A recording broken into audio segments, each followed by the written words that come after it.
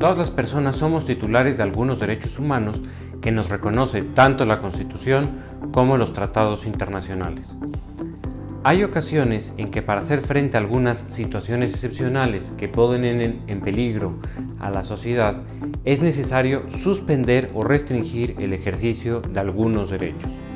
A esto se le llama estado de excepción o estado de emergencia. Este estado de excepción o estado de emergencia debe ser declarado formalmente por el Estado. En México, el Estado lo acuerda el Presidente de la República y lo aprueba el Congreso de la Unión o la Comisión Permanente en sus recesos. Uno de los principios que rigen esta declaratoria es el principio de proporcionalidad, según el cual únicamente deben suspenderse los derechos que resulten indispensables para hacer frente a esta situación.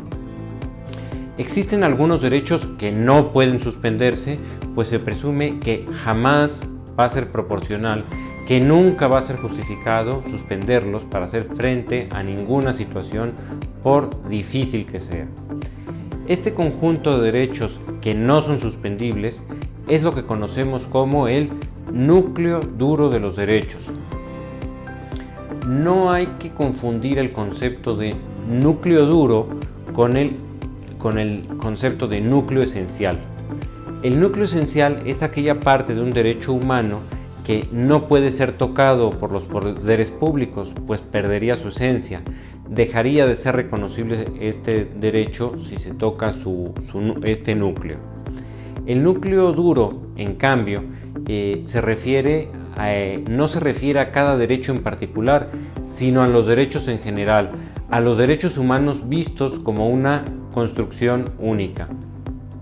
Así pues, en un estado de emergencia se entiende que no pueden suspenderse unos derechos que definen tanto el Pacto Internacional de Derechos Civiles y Políticos, la Convención Americana sobre Derechos Humanos y la Constitución.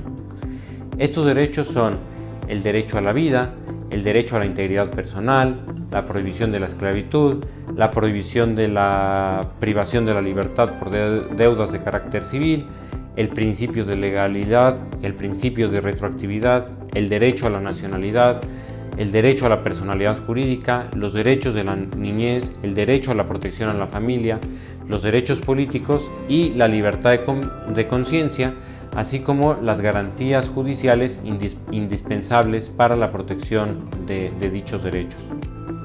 Se entiende que suspender dichos derechos nunca ayudará a hacer frente a ninguna situación excepcional, por complicada que ésta sea.